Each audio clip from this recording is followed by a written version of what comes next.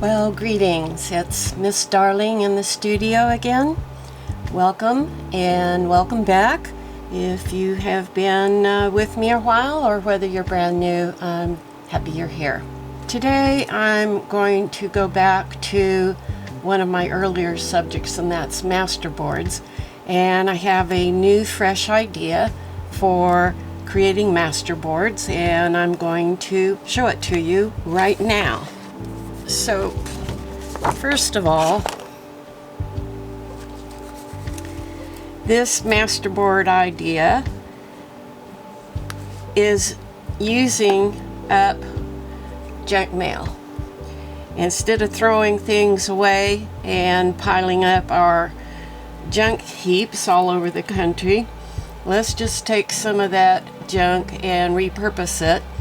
And so my first idea was this: create a masterboard by cutting up return address envelopes and positioning them, leaving the flaps on them. And so if you take a look at this, I went and took a black marker and kind of highlighted with horizontal lines where the flaps are.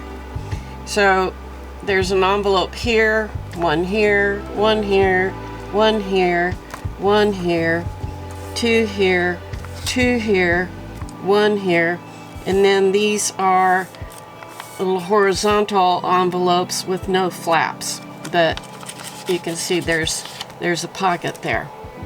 So I did this as a prototype to see if my idea had any validity to it, and I kind of liked it, except then I thought, okay, once you get it made, then what do you do with it?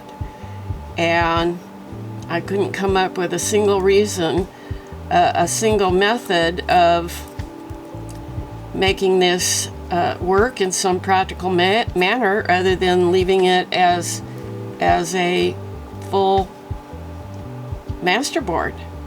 I mean, you can't cut it in half, you can't turn it into a journal because you've got envelopes going over where your fold would be. You can't really cut it up into smaller pieces for tags or bookmarks or small ephemera because of the way it's glued together.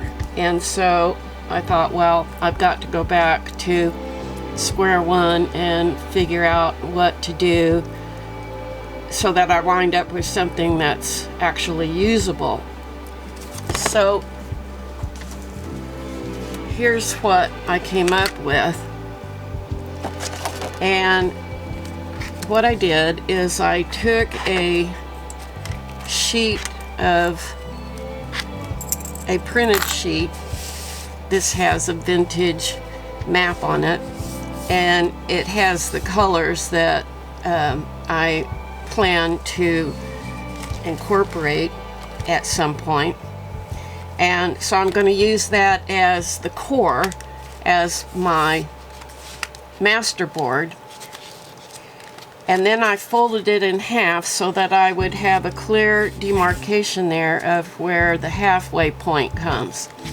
And so then, as I was cutting up and placing envelopes that I cut up, I knew I needed to stay a ways away from that core center fold so that when everything is said and done, my masterboard could be folded for a journal page, 2 pages, or it could be printed off and then cut, and so it has at least some usable purpose. So here's what I came up with, and this is just by randomly cutting up some return address envelopes that I had in my stash, and then deciding after I got my shapes how best to place them. And so, as you can see, there's a 2-window envelope here, which is rather unusual, so I wanted to use it.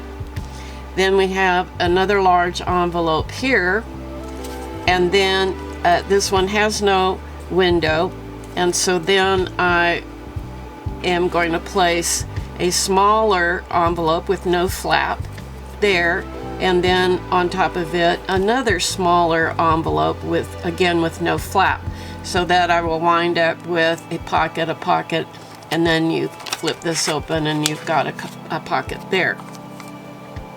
Then on this side there's a single wide envelope that'll go there, and then a smaller one that is a return with a window that I cut off and will re-glue so that it is enclosed, and that will drop in there. And then on this side we have this window envelope and space above it for a small pocket envelope. And so that's what I'm proposing to glue together. But unlike in my prototype, I've decided that the best thing to do is to not go ahead and glue these down, but to decorate, at least put their backgrounds on first before they are glued to the substrate. So in this particular case, I've got a double window here, so I'm going to make a little template to help me decorate the front of that. And then I'm also going to put a background behind here, so that when it's glued down, that background's going to show through the window and will be there irregardless of whether there's anything tucked in the front of it.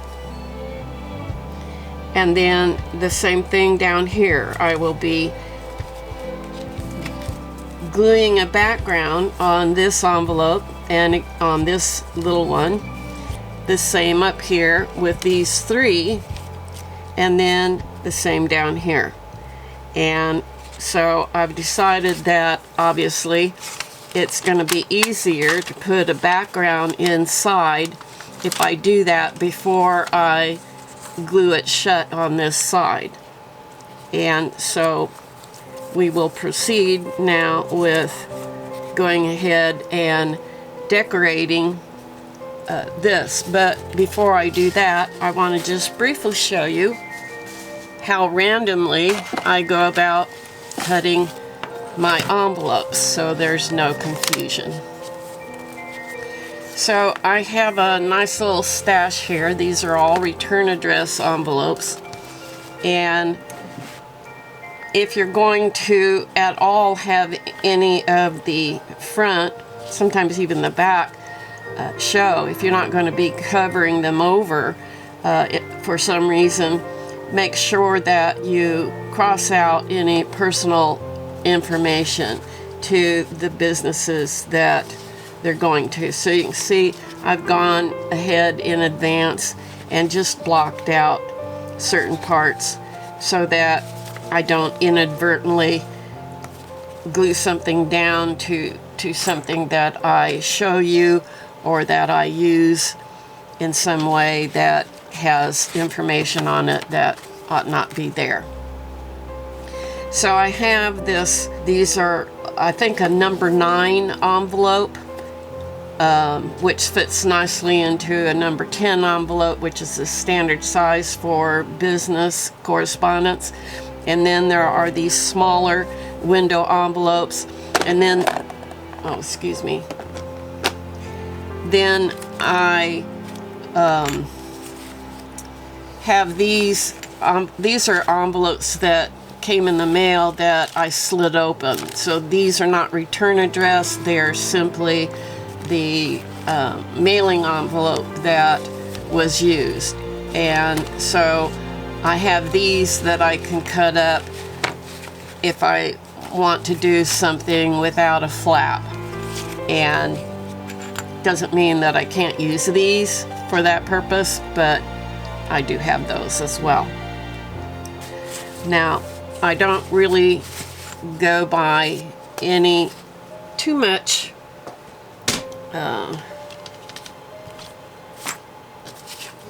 I don't have too many rules that, if you can call them rules, that I think about as I'm trying to decide where and how to cut these. One of the things that I want to do is vary the width of my cuts. So I might look at this and think, okay, that's a nice size right there. So I'm going to stick that just to the other side of that line up there, and that's where I'm going to cut it. So now I have one this size, and so the next one, I think I'd like it to be wider, because you do want to have a variety of widths. So I'm going to cut that one there, and then I'll probably leave that one as it is. And so I'm just going to go through and randomly cut, and then figure out later where something's going to be placed. Now I've got this window that comes all the way over there. I don't want to cut into the window, so I'm going to move beyond that about an equal distance. I have about a 1/4 inch over here, so I'm going to slide over about a 1/4 inch from where the window ends there, and that's where I'm going to cut.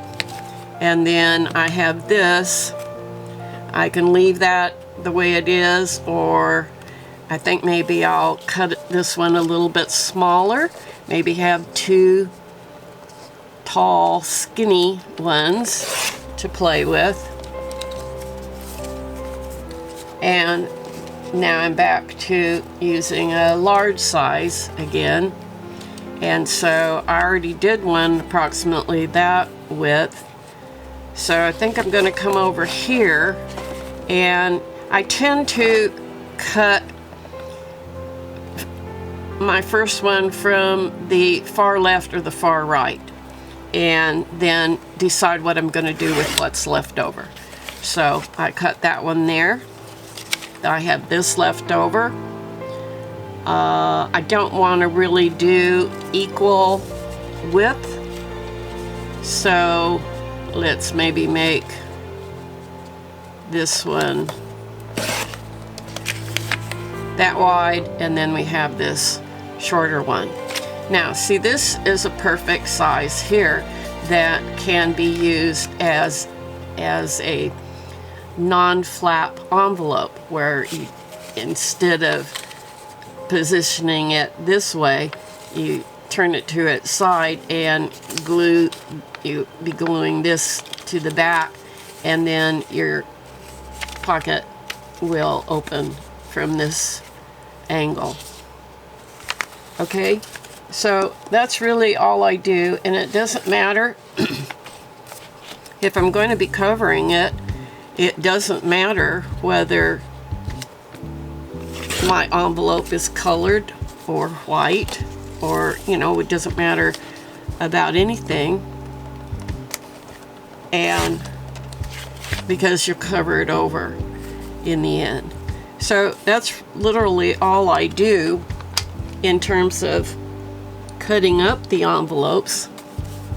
I just make a nice little stack for myself, and then I pull out a backing board, and I like to use 8.5 by 11, but you could use whatever size you want to use. And so here we go then with the same substrate, and let me just show you how I would go about trying to plan out a placement strategy for this. I will generally start with the widest that I have, and maybe position that first. I can see that I don't have any that are as wide as I had in my previous example. So I think I will go back to the cutting board and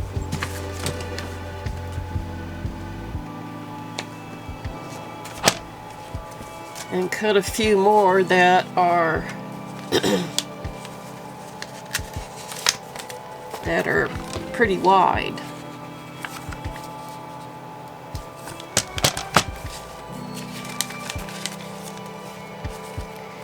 So here's a little larger envelope. We'll see what we can get from these two. You could even kind of measure them out if you wanted something to kind of fill from one side up to the fold. I'm going to have to make a cut on this side of the window envelope and then leave enough space there to glue. And then let's see, if I place that there, I would need to cut off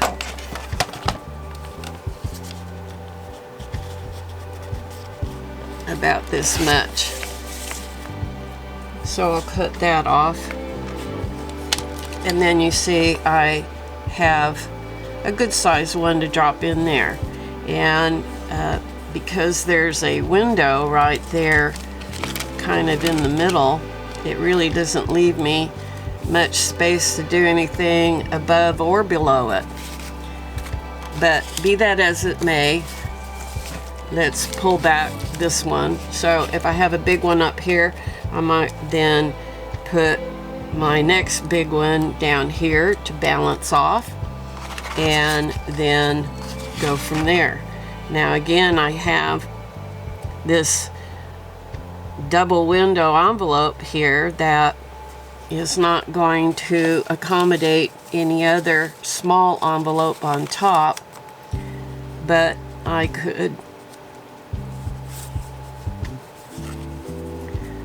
put, well, yeah, if I go with two small ones down here, I need to point out that if you're aligning two envelopes that are of the same height, do not overlap them, because then, for instance, if that went there and this went there, or let's put that one there and this one here, if they are the same height, you don't want to overlap them, because then you won't be able to lift up your flap. Make sure you get them side by side, or put even a little bit of space in between them so that you can easily open the flap. Alright, that's what you do. You know, I start with the bigger ones that I have, lay them down, and then if they're a plain envelope, by that I mean there's no window, then you can glue something else on top. Now you can always turn, let's say I have this window here, but I really am not happy with where it lands. I can't do anything above and I can't do anything below, so I'm going to turn this one over and I'll use it as a windowless one, and then I can glue a smaller envelope on top. And so let's say I was going to do this in a little asymmetrical. Don't forget that you're going to have a background on each one of these, and then you go ahead, once you've got your backgrounds down, you're going to go ahead and glue it down, and then you come in as the final step and add ephemera on top. And so when you're adding ephemera after it's already been glued down, you have the ability to control where that ephemera is placed, and whether it maybe starts out on one envelope and continues on over to another one. Anyway, we're not that far along, so I won't talk about that anymore at this point. I'm just going to pick these up and we'll move on to getting them covered so that we can glue them down.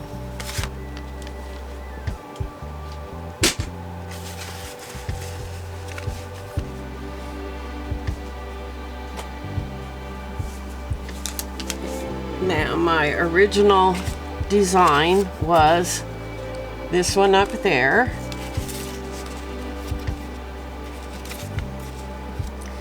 I believe I had this one here with a small one above. And then I had this down here.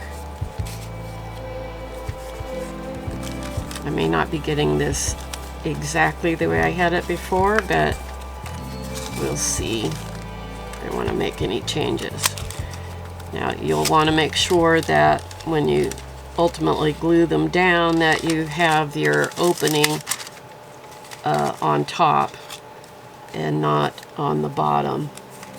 So I know I had two together, but was it? I think the two together was here and with a flap, and I think I had that up there, and then this down here probably, and then that there. I think that's how I had it. Anyway, doesn't matter. You wind up with what you wind up with, and you can always change your mind as you go along. So now the issue becomes, what am I going to back them with? And so here's where you'll have to pull out some papers or fabric or a combination of the two that in this particular case are going to blend nicely with this brownish green background that I have back here, because that will show. And so I want the colors to feel right when all is said and done. I haven't yet picked my background papers or fabrics out yet, so I'm almost at the end of this clip. I will cut it off at this point and be right back after I have picked out what I want to work with at this point. Okay, I'm back. I've picked out a couple sheets of masterboard paper that I have printed off, and that I'll probably use some of the content here. But before I do that, I want to make myself a template of the envelopes that have windows in them. So that will make it much easier for me to cut something that fits perfectly and do it right the first time. So I'm outlining the shape of half the envelope, and then I can see under it.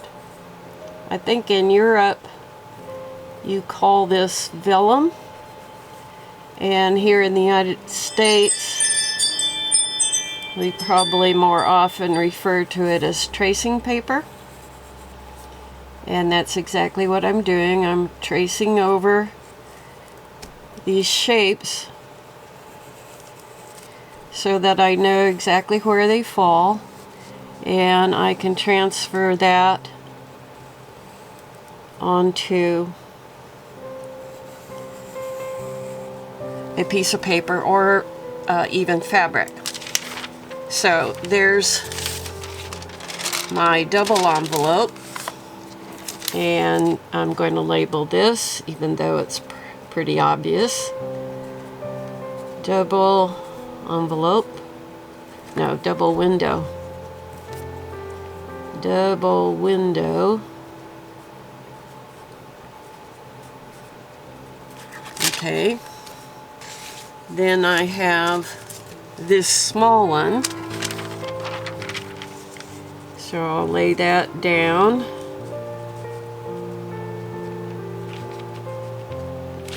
Just lining up where I'm going to cut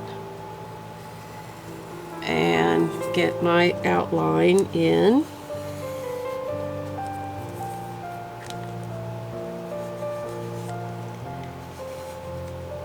And then marking out where my window's going to fall.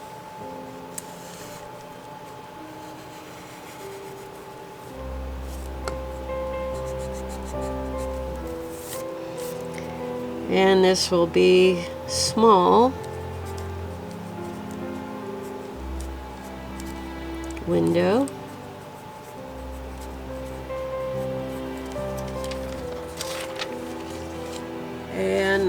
believe I have one more in my plan, and I could try to make that fit, but I'm going to just take a new sheet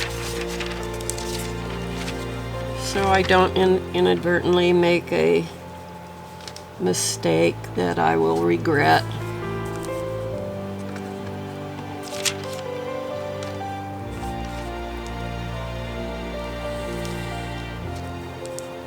I have found making templates, while it's an extra step, I think it's really worth it, and really takes the guesswork out of knowing where and exactly what size. Oops.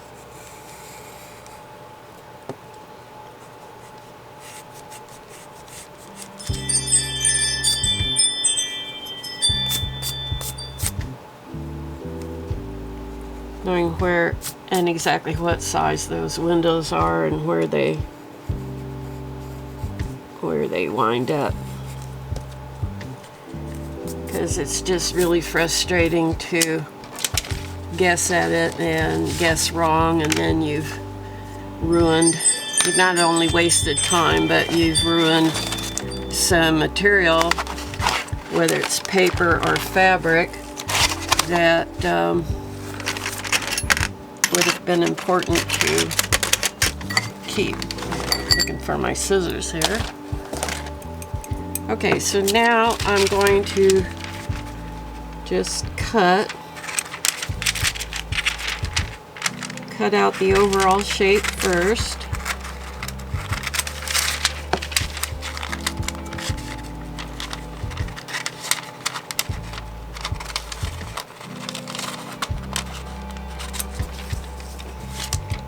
And because you want, I'm just going to snip it right there so I can get scissors behind it. And then I'm going to cut out a little smaller window than I drew, because I want my paper to completely conceal the envelope underneath. And in order to do that, you want to make your window just a little bit smaller than the window on the envelope itself.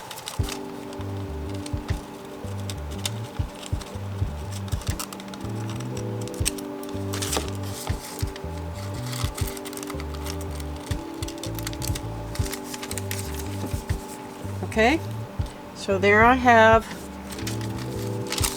a window. Let me just, I need to use my smaller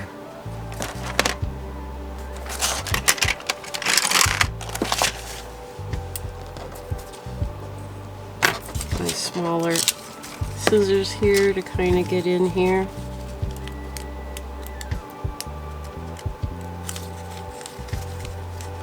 I have a slight curve there on the corners, which I would like to preserve.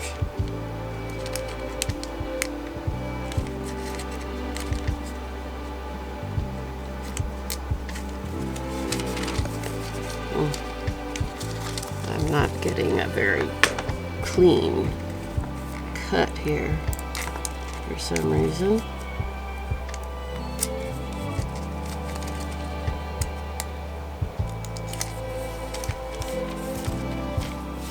Alright, now just double checking that particular envelope is this one, and I am well within the envelope window, so it will be covered. So set that one aside, and then move on to these other two. And I have this one positioned so that all I have to do is make one cut, and it will suffice for both of the envelopes that I was tracing.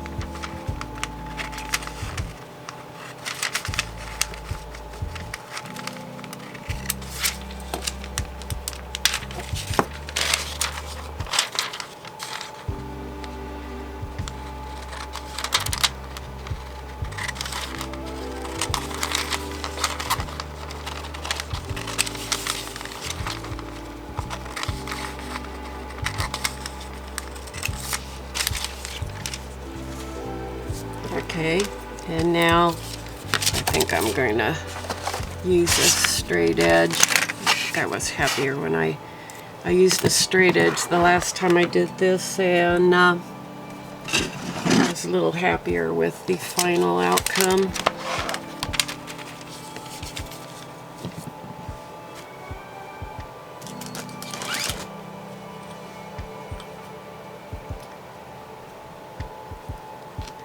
So I'm going to use the straight edge just down the long side, but stopping before I get to the corner, and then I'll use the scissors for the corner.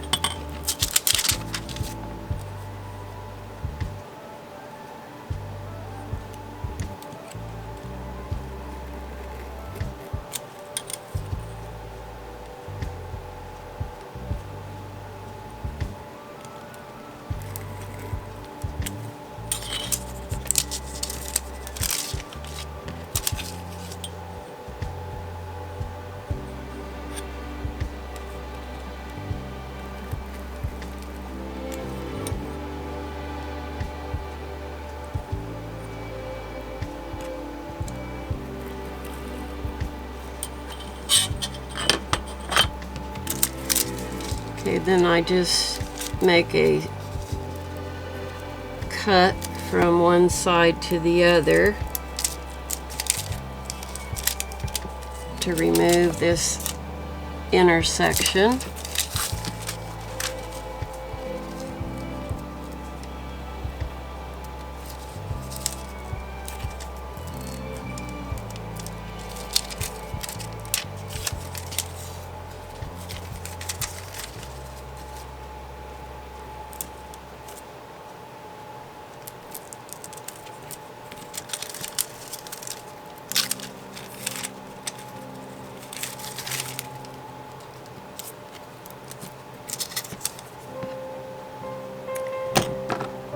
Now I'll use my little snippet scissors to cut the rounded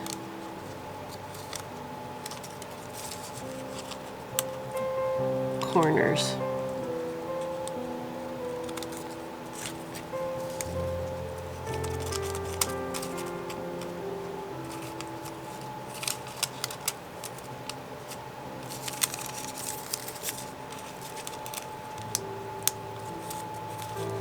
I think that using the blade with the straight edge just helped me get a little cleaner cut out.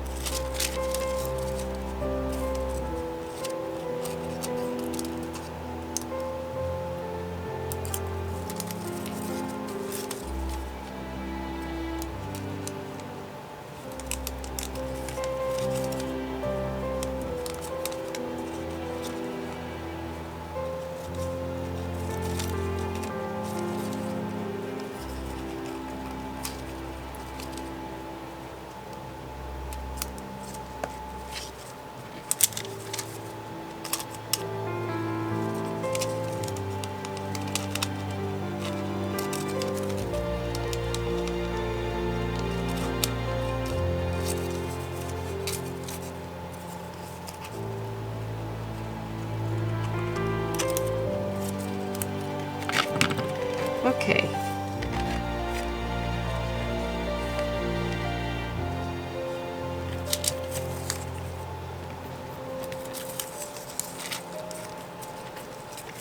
Just double checking. This one goes over this envelope. And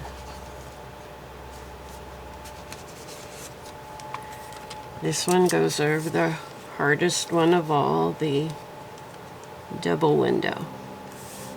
All right. So now that we have our templates, we can now decide how to use them on the background. Is what I'm going to work on first, and that is what's going to go behind the window. So I've selected this paper,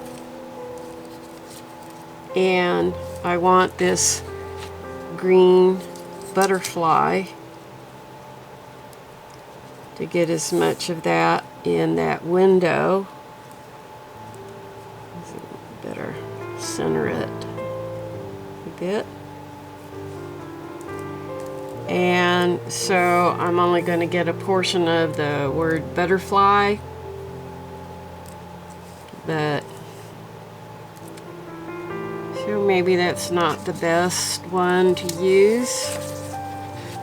It was good for the bottom window, but not very good for the top one.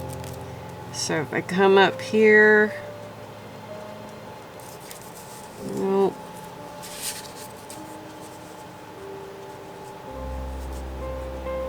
Come over here, nope. I may not be able to do something with a image in the back, just maybe a plain board background.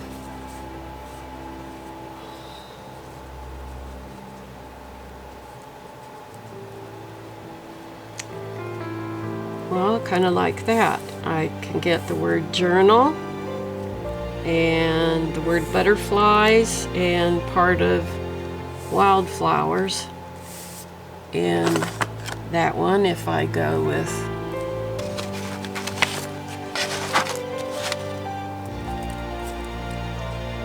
so now what I will do is lightly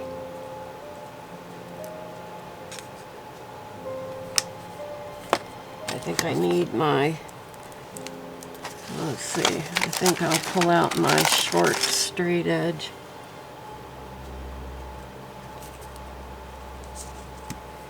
And put this down.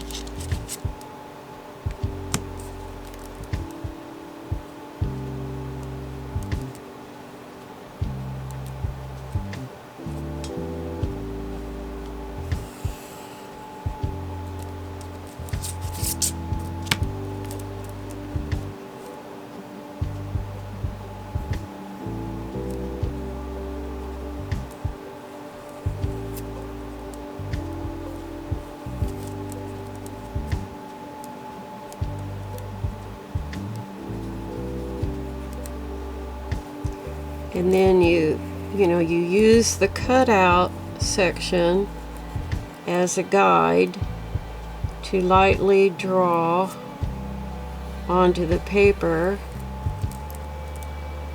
where you need. Oh, wait a minute. I apologize. I don't know what I was thinking. All I need for the background is just the outside shape, and to know that my image is going to fall where I need it to fall. I only need to cut out the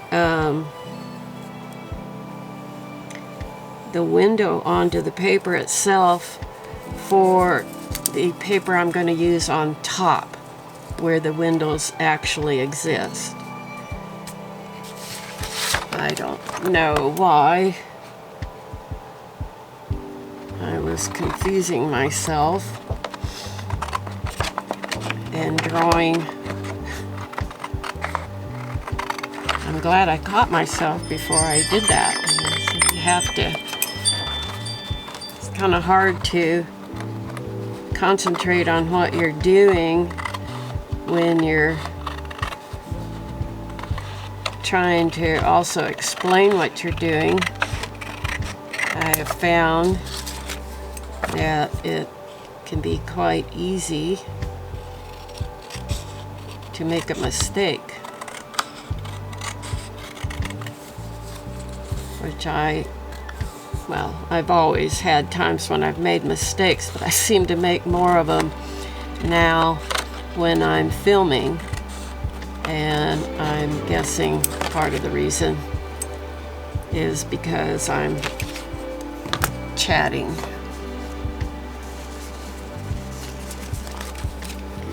So I'll be gluing that to the back, and once it's all glued in, then I will clean it up.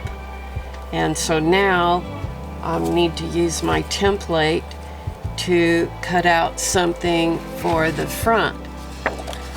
Now, since I've got this text in the windows, I need to pick some sort of paper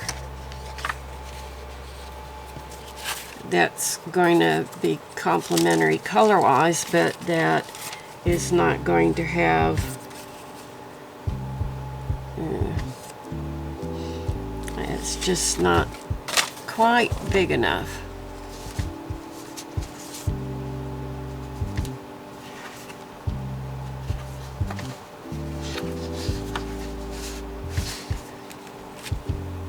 I'll be back when I find a more appropriate piece of paper. Hello, I'm back, and I know this looks very different now, but let me tell you what happened. I was filming along and looked up at some point and noticed that my camera wasn't filming anymore, and I didn't know what had happened. I had cleared it. I thought I had plenty of memory still available to me, and for some reason I guess I did not clear it properly. Anyway, I lost what I was filming at the time, and so I was tired, and I thought, okay, I'm just gonna go ahead and work on this off camera and then figure out what I'm gonna do after. So here is what I did, and I'm going to tell you about what I did, and then I'm going to reconstruct, redo some of it, but I mean, I'm going to do everything, but not necessarily with the same papers. And so it's going to look different, and then that's going to give me two different masterboards. I don't want to redo what I've already done, but I'm going to redo the shapes of the various parts. I'm just not necessarily going to use the same papers on top to decorate with. So it will look different, but essentially it will be almost exactly the same.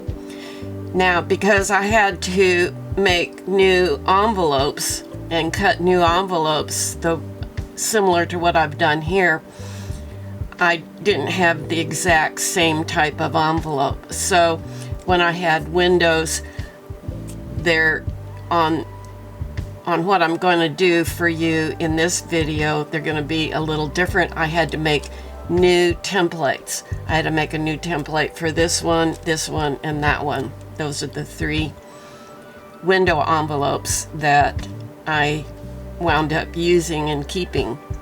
And I've already done that. You won't have to watch me make all new templates again, it's the same process I've already showed you, and just want you to know that the templates are a little different but quite similar.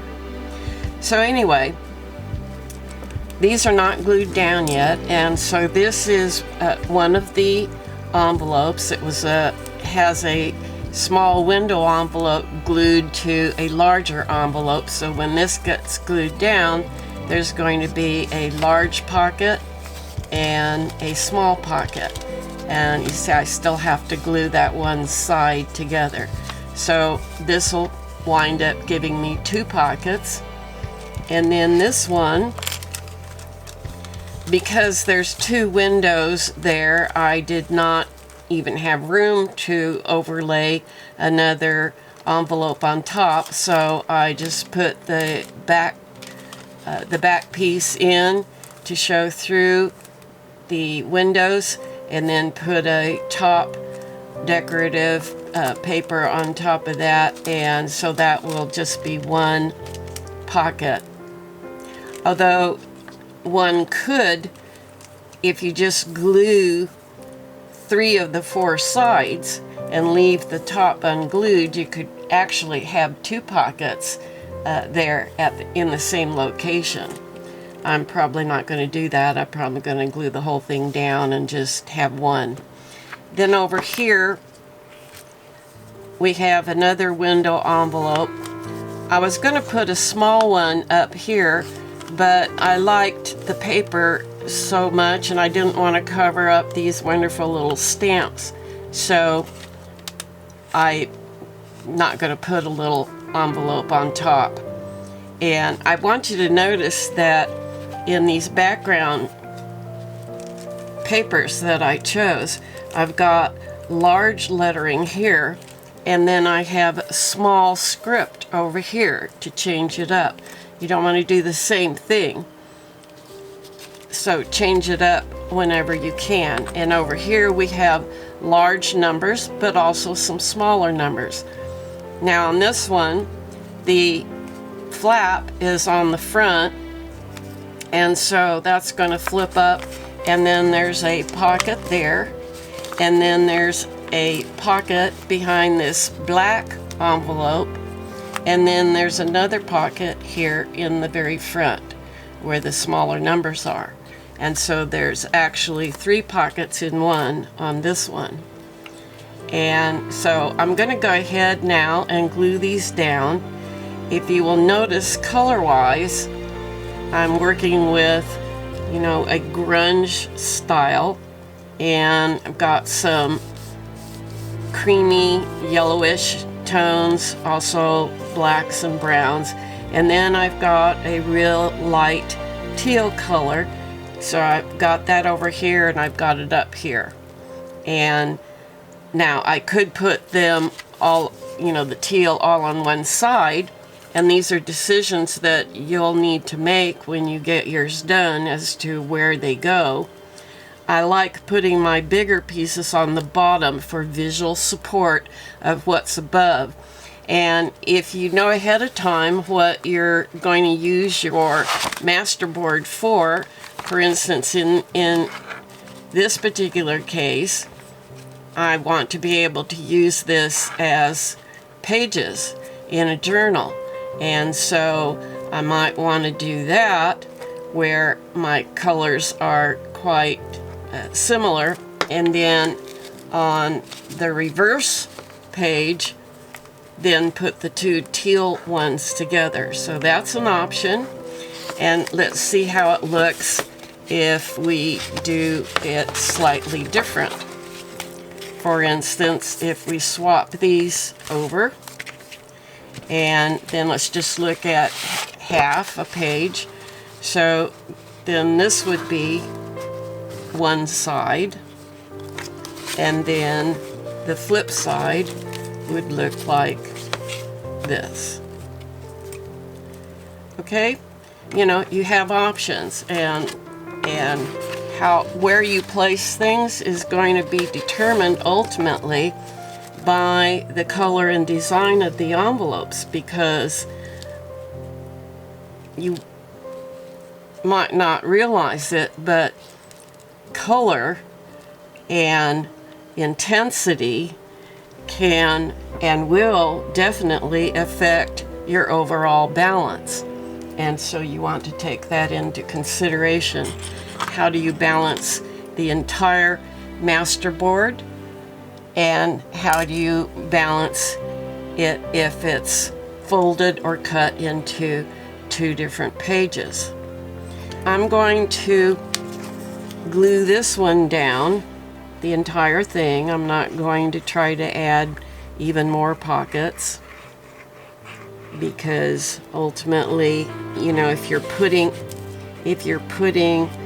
some tags or cards, other ephemera inside the envelope,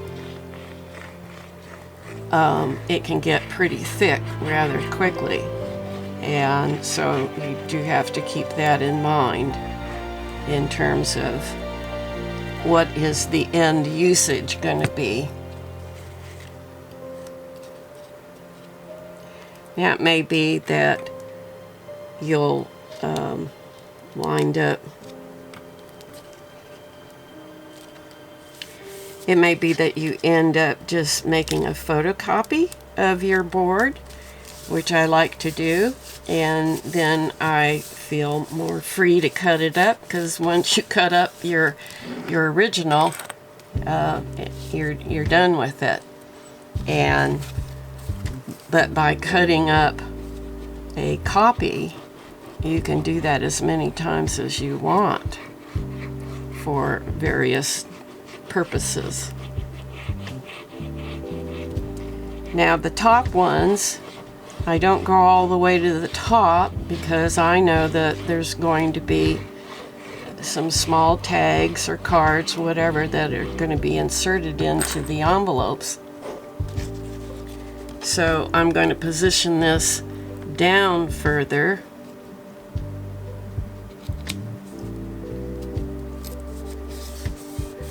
which gives a little more room up here. So when you stick something in there, you'll have hopefully a minimal amount that will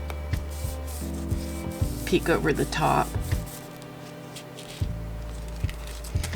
And so then this one, I'm staying about a 1/4 inch away from my center fold there, because if you're incorporating, whether you're incorporating the original or you're incorporating a photocopy of your original into a journal, and depending on where that page falls in your signature, there's going to be probably some space that gets used up right there along your center fold.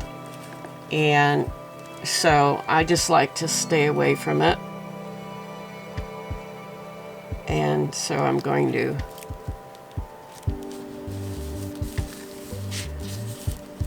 position that one. I have, after I made each one, I did take my dauber and my ink, and I inked around the perimeter of each one of them to kind of highlight the edges, but also to give it a more vintage look. All these things, of course, are best done, and maybe can only be done before you finally glue them in place. So my advice is to wait until you have everything pretty well done before you go ahead and glue them down to your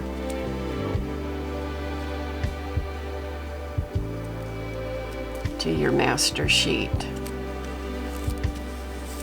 So that's going to drop in there.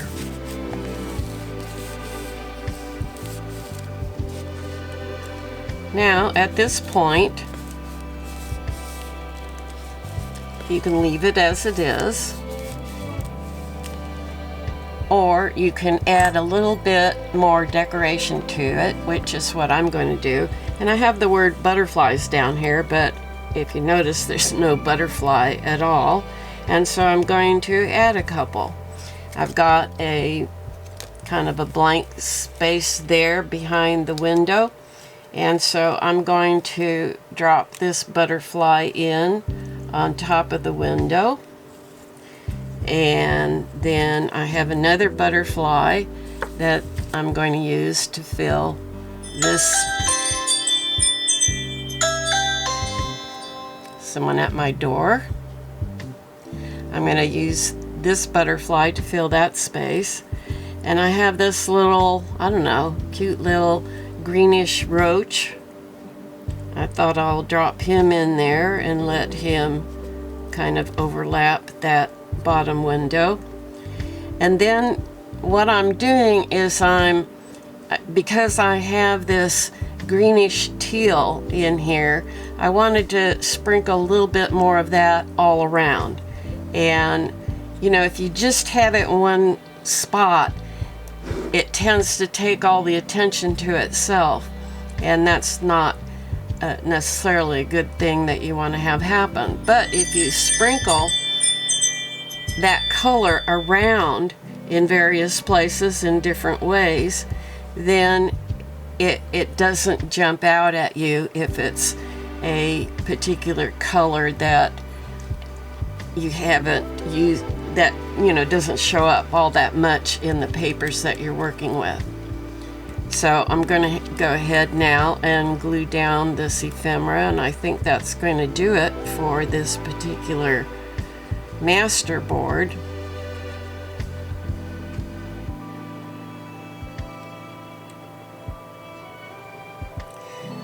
And then I'm going to recreate so you can see what I did with each individual quadrant. Rather than me just explaining what I did, actually show you. I've got to pay the postman real quick. I'll be right back.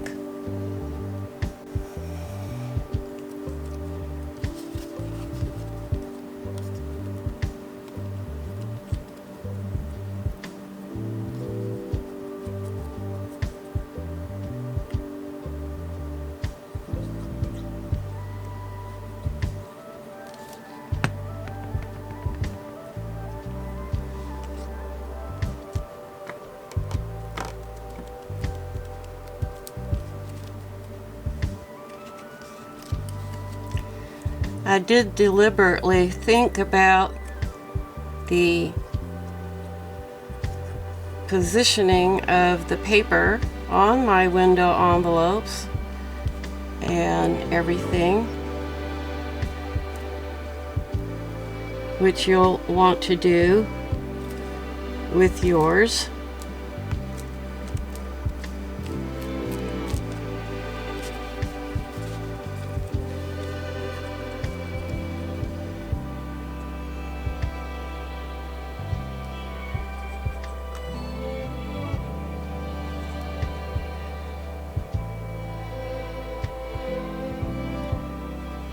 And where your window envelope, where the window falls, and the size you've cut, the decoration on the back and on the front, all these things you'll need to take into account as you decide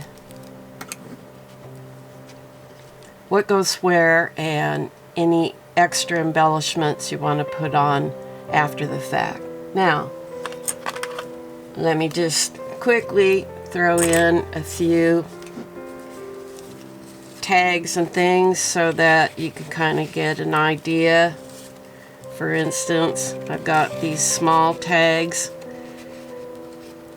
I'm not putting these in telling you that this is what I would do. I just want you to see that you can, for instance, up here there's an envelope, a pocket, so that could come in there, and whatever you put in obviously is going to cover up what's on the back, but that's okay because once they're pulled out, then you still have decoration showing through the window. Down here, here's like a tall card, maybe could go in some like that, and it's okay if it overlaps. It's just, you know, a fun project to do. Get it as cool looking as you can, and then, you know, if you're selling it, then obviously it's up to the buyer to figure out what they're going to stick in the pockets if you haven't given them something already. This just gives you an idea of what it could look like, and of course if this becomes a page in a journal, you see it's a nifty little way to have, you know, incorporate pockets into your journal. And, you know, obviously you would have something different on the flip side, and then, you know, you would eventually run across this page.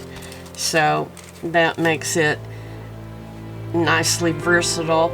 You could use it in the center of a signature so that you have a double spread.